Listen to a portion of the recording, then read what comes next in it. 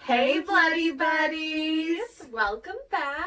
So today we're coming at you guys again with another true crime story. Are you guys ready for this one? This is one of my personal favorites. Yes, this one, whew, Girl. so crazy. Listen, this one is a very popular one. However, we both learned some really interesting facts. Of course, there's a lot to this story, so we're going to keep it short. We're not going to make some long video about it. But we did want to cover things that we learned about John Wayne Gacy. So let's go ahead and dive in. We're going to start by kind of going over his childhood, just to give you an idea, because we always say most of these killers have an interesting childhood that kind of plays into Almost explaining why they are the way that they are. Exactly. Not that it's ever okay. No excuse for murdering people, but it's always interesting just to see what tidbits happen in their childhood that definitely played a part in creating the monster that they become. So, John Wayne Gacy was born in Chicago, Illinois. He was born March 17th of 1942. He did have two sisters, and he was close to his two sisters and his mother. However, he did have a traumatic childhood due to an abusive alcoholic father. So right. The daddy, yeah, he's an interesting character. His dad supposedly belittled him, called him dumb, stupid. He also compared John Wayne Gacy to his sisters unfavorably. So there was definitely this partialness that his dad had to his sisters, but not towards him. Yes, absolutely. And not only that, but I mean, there's something that goes into beating that kind of stuff into your kids' heads. Yes. That they are stupid, that they're dumb, that they're not as great as their siblings. That is always going to create this mentality of you are never good enough. Which, even though that happened, Gacy would actually later state that even though his father basically said that he was not good enough, he never felt any ill will towards his father. So yeah, he never hated him. Yeah. But that's got to be a rough life to go through. Well, not only was he belittled and basically, mentally abused, I would call it. Oh, yeah. But he was also physically abused. His father would actually beat him with a leather belt, and on one occasion hit him with a broom so hard it rendered him unconscious. So we've got the mental abuse, we've got the physical abuse, all coming together to be a really toxic combination for a young child. Yeah. I cannot imagine going through something like that where you actually get knocked unconscious at the hands of your own dad. Very traumatic. But the sad part is that there's really people that go through that. So, I mean, I can't imagine absolutely. that. I mean, that happens nowadays. But it got to the point where even his mother actually tried to shield him from the abuse. And that actually caused his father to start calling him a sissy and a mama's boy. So I'm sure, again, verbal abuse coming in on top of the physical abuse, it was definitely a lethal combination. And then, of course, in 1949, Gacy and another boy actually got caught sexually fondling a girl, and as punishment his father whipped him with a razor strap. Now, I don't know if you guys know what a razor strap is. It's a piece of leather cowhide, and it's very thin, but it's about a good width. Ugh. And I don't know if you guys have ever been accidentally hit with like a piece of leather. It is so painful because it has zero give. So in a razor strap, they actually used it to sharpen straight razors that they used to shave their face. So imagine getting assaulted, especially a father like this who's not just giving spankings. This is like pure physical abuse. He knocked him unconscious before, so I can only imagine the amount of strength he put into that strap on him, which is terrifying. Not saying that sexually fondling anybody. We did kind of just skip over that part. I didn't mean that to look like we were just skipping over that. We are not that was awful, and I found it interesting that it was a girl, being that we know later down the road Gacy was obviously particularly fond of boys. But that did happen, and that was when he was younger. But ironically, that same year, he was molested by a family friend, but never told his father because he was afraid he would get blamed for it. So here we are. He's had physical abuse, mental abuse. He gets caught fondling a girl.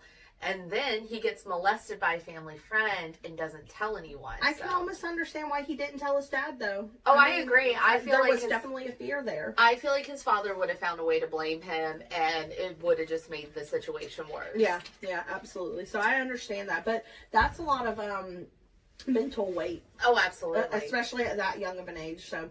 And then kind of fast forwarding, in 1962, he did move to Las Vegas, where he found work within the ambulance service before being transferred to work as an attendant at Palm Mortuary. A mortuary. Totally gave me goosebumps when I heard that, thinking of him doing that. What happened while he worked at this mortuary just gave me the absolute chills. So... Dun, dun, dun, dun. While working in the mortuary, he slept in a cot behind the embalming room, and he later confessed that on one evening while alone, he climbed into the coffin of a deceased teenage boy. He embraced him, caressed the body before experiencing a sense of shock. So let that sink in for a minute. I don't know about you. I've had some wild drinking nights. Never have I ever wanted to crawl into a coffin with a dead body and caress it. Drunk, stoned, cracked out, like... And this was, again, a teenage boy. So, we know, like I said, we know what Gacy does. I'm sure most of you do. Yeah. I'd never heard this part before. So I found that really interesting because you don't, like, I've watched a lot of documentaries on him. I've never heard that one. Never heard that discussed. So we wanted to point that out to you guys because we thought that was really insane that we had not heard of that before. Yeah. So the next day, he calls home and asks if his father would allow him to return, which he did. So Gacy drove home back to Chicago that same day. So he did move back with his father, which I thought was really crazy. Yeah, I did find that quite strange, especially being that, his father was the source of a lot of his pain and suffering. And the fact that he felt that was basically the right decision to make was very interesting to me. Yeah. But when he did get back there, he actually ended up marrying Marilyn Myers in 1964. In which they did move to Waterloo, Iowa, where he managed his father-in-law's 3 KFC restaurants. And of course then, following up in February 1966, his wife gave birth to his son, and in March of 1967, she gave birth to their daughter.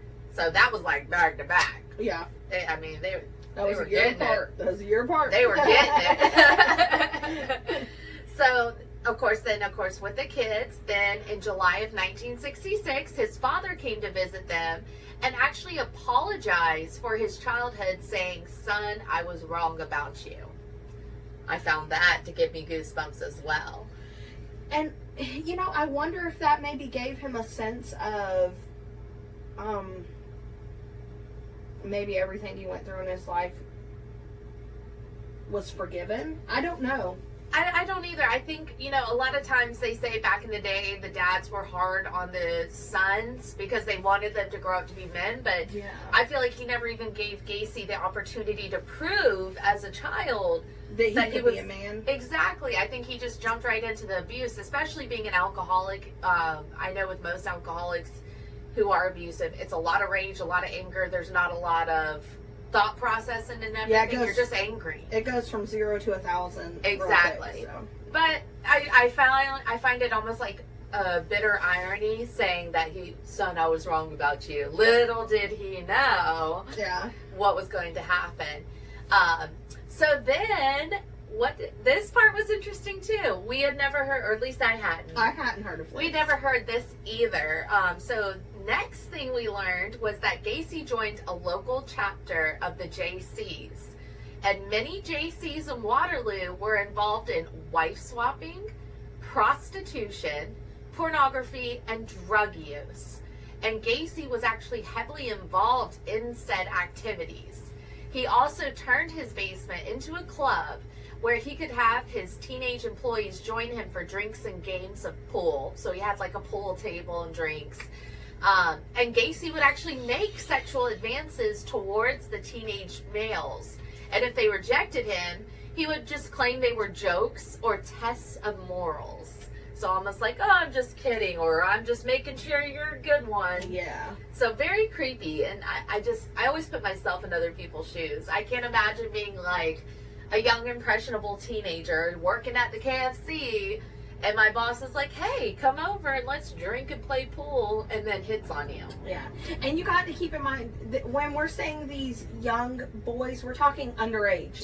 They were not old enough to be drinking, nothing like that. No. They had no business being there, honestly. Like, that's kind of creepy. I think as a mom, I would be kind of creeped out. Like, especially if it was frequently, that would, like, throw some red flags. Yeah. But didn't throw them for those parents. And again, this was a different time frame. So, like, 60s, things were a little different. Yeah. But in 1967, Gacy committed his first known sexual assault towards a boy. And the victim was 15-year-old Donald Voorhees, who was the son of a fellow JC. I found that really interesting. The old saying, and sorry, not to keep it foul, but you don't shit where you eat. That's right. Even in not creepy, nasty. Not that he should have been touching a 15-year-old boy at He all. should have been shitting anywhere. Right. But he certainly shouldn't have done it there. But what happened was Gacy lured him into the house with the promise of showing him pornographic films. So he's like, hey, come over. I got some porn. Let's watch it. And after conning the boy into drinking, he actually persuaded him to perform oral sex. So this boy performed oral sex on Gacy after having some drinks and watching pornography, because that's what dudes do. Over the following months, though, several teenage boys were sexually assaulted by Gacy. Gacy even went as far as tricking several teenagers into believing he was conducting homosexual experiments in the interest of scientific research, where he would pay them up to $50.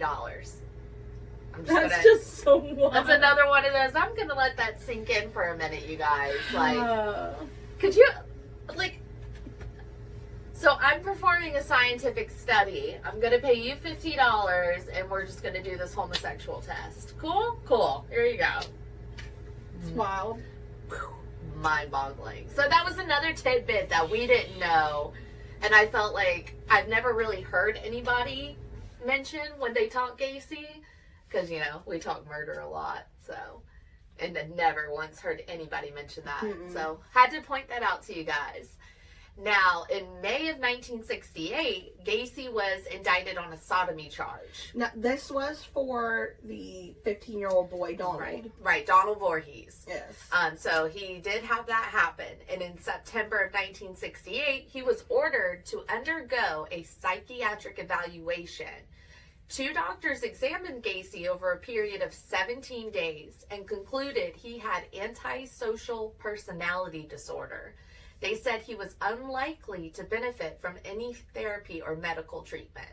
So that's just so crazy. I mean, of all things to like treat him as, I found that really interesting, especially for a man who was throwing teenage parties. Well, but we also have to consider the time. Right. I feel like back then, mental disorders were almost brushed under the rug, so to speak. Like, it was just definitely misdiagnosed. That person's just crazy. Yeah. Yeah. There's a whole lot better diagnosis of mental disorders nowadays, and I feel like had this happened nowadays, I think it would have stopped right then. Absolutely. I think nowadays it never would have went further. The type of technology and the education that we have in the medical field is so much better now that I feel like something like this would have been nipped in the butt right away. Yeah. But because it's the 60s, guess what? He's antisocial. So that was an interesting tidbit we wanted to share with you guys. Again, something we hadn't heard. Now, on December 3rd of that same year, Gacy was convicted of the sodomy charge, and he was sentenced to 10 years in prison. That same day, his wife petitioned for divorce. She requested the couple's home, property, and sole custody of the 2 children, which the court ruled in her favor, and from that day forward, he never saw his wife or children again.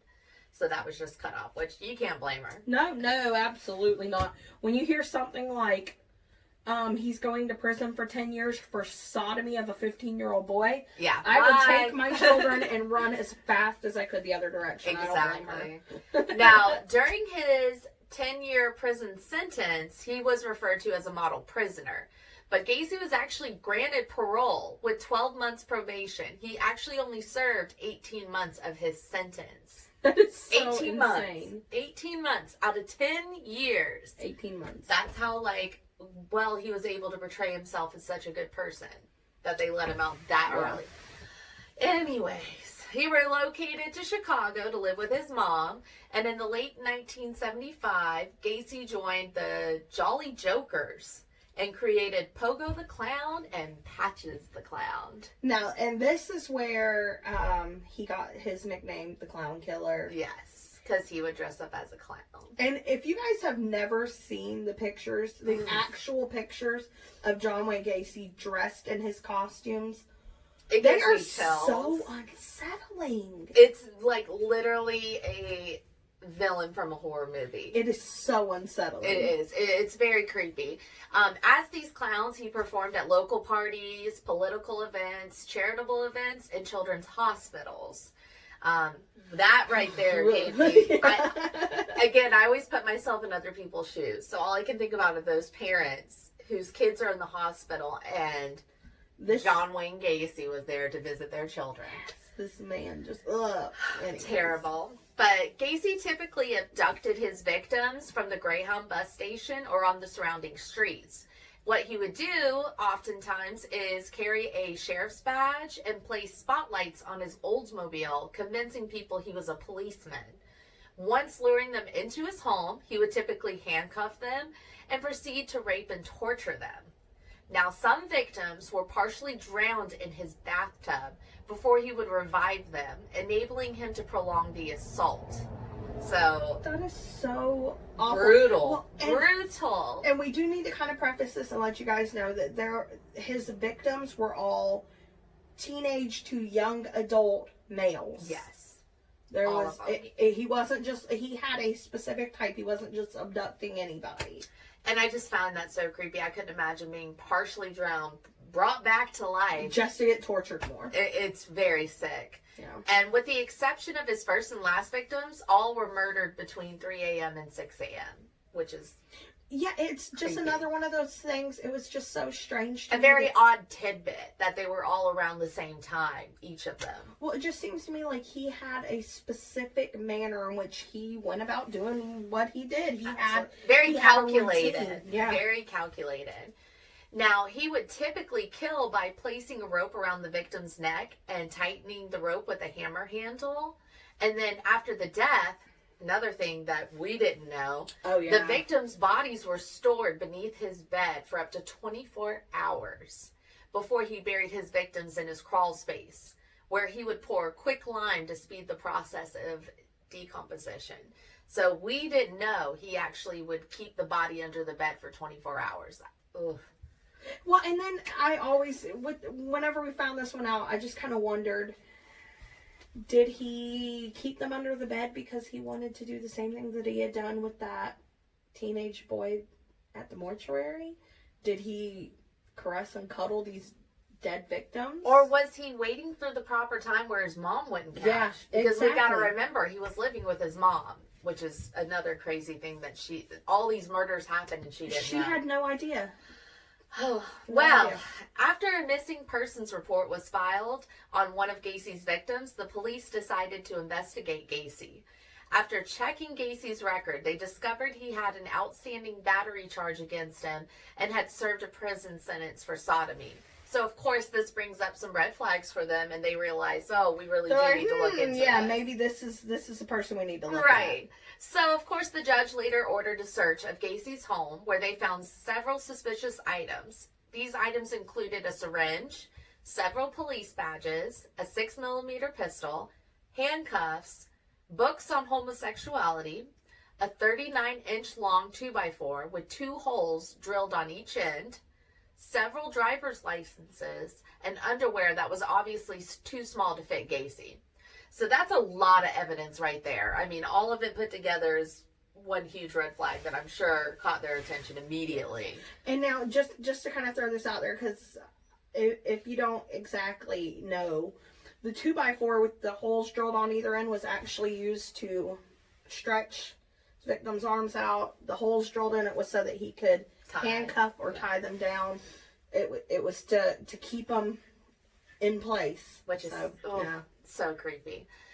Well, they also found a Maine West High School ring, which was later discovered to belong to one of his victims. On the evening of December 20th, Gacy drove to his lawyer's office looking disheveled and immediately asked for alcohol. He then picked up a copy of the Daily Herald, pointed to the front page article covering the disappearance of a local boy, and informed his lawyer, "This boy is dead. He is in the river." So, bam, he's already a couple drinks in, and he's just spitting out the truth. Yeah. Over the following hours, Gacy actually gave a rambling confession. He stated most victims were buried in his crawl space and others in the Des Plaines River. So in the early hours of December 22nd, 1978, Gacy confessed to police that since 1972, he had committed 25 to 30 murders. That is just insane to me. The amount of people. 25 to 30 hours. Or 30 murders. Now, and I do kind of want to back up a little bit and just throw this little tidbit that I found in there. His lawyers did say that when he was giving his rambling, drunken confession to them, they started to record part of it, and he actually was so drunk that he was falling asleep during it. Oh my God. God. They had to keep waking him up, and this went on until like into the morning, like Jesus. 6, 7 o'clock in the morning. So, but then it almost makes you worry that, oh, nobody's going to take this serious because he was so drunk. yeah. So that's kind of unsettling. Like, you might have the evidence, but are they really going to take it for what it's worth? Exactly. So that's definitely a scary thing. But then going forward with everything, after being sentenced, he was actually transferred to Menard Correctional Center in Chester, where he remained on death row for 14 years. On the morning of May 9th, 1994, Gacy was transferred to Stateville Correctional Center in Crest Hill to be executed. That afternoon, he was allowed a private picnic with his family on prison grounds, where he ate a bucket of KFC, a dozen fried shrimp, French fries, fresh strawberries, and a Diet Coke. That evening, he observed prayer with a Catholic priest and then was executed by lethal injection. Can I just say, I feel like it was so petty that he ate that KFC. That he ate KFC knowing that his ex-wife's family owned a KFC that he managed. Like, I'm sorry, that's fucking petty. Who knew Gacy was a petty Betty? But he is. He is Petty. Now, and I do also want to say, there was so much information that we found regarding there is, entire... like, you could literally write books about this man, which, of course, they have done. So, obviously, you guys know there's a lot. We couldn't cover it all without boring you to death, because it's so much. Well, and I just kind of want to throw this out there, that in between the time that his first wife divorced him and he admitted to these killings, he was actually married again. Right. Married and divorced. And so... And it almost makes you wonder, was this, like, a part of his cover-up? Like, that's what I was getting at. I feel like that's what it was. There's no way. Like, I'm sorry. When you really look into all the details of everything he's done and stuff, I don't see him being bisexual. I don't see him being anything other than... obviously homosexual, but also a child molester and a predator. Like, he's... absolutely. There's no way. Well, and I almost wonder if part of this was just because he was ashamed. I feel like it because of his father. His alcoholic father beat it into him, saying he wasn't ever going to be anything. So I really do. I think you hit the nail right there. Is that it was just to please his father, to, make him proud. Finally get his father's approval by having a wife, having children, living a normal life. And I think that was a lot to do with As we didn't touch much into it, but he was into the politics. He was a political person. Yeah. He sat there, did charity work. So he was making himself look like the picture boy, like poster boy for being a good person. Yeah, you would never look at him and guess that he was into No. the craziness that he was into. I mean, that is just... I mean, he got away with it long enough to commit that many, murders. So obviously he was very good at fooling everyone. I mean, this is another one of those cases where you can't blame anybody for overseeing it. Because again, this was he the put 60s. on a good front. And this was the 60s. So of course he wasn't medically, diagnosed properly. There wasn't the same type of technology we have nowadays. His mother, we don't really know anything about her. I mean, for all we know, she was so old that, she's not really in the right mindset to notice anything. I know. I just feel like I know. there's 25 to 30 dead bodies. And you don't know. Under your crawl space of your house. Oh, I don't The know. only girl. thing that I don't can know. say is he must have been pouring a lot of quicklime. And this is another thing that was different then that is so changed and advanced now. You can't just walk into a Walmart and buy 500 pounds of quicklime without somebody saying, Exactly. I mean, and nowadays we have cameras in stores too.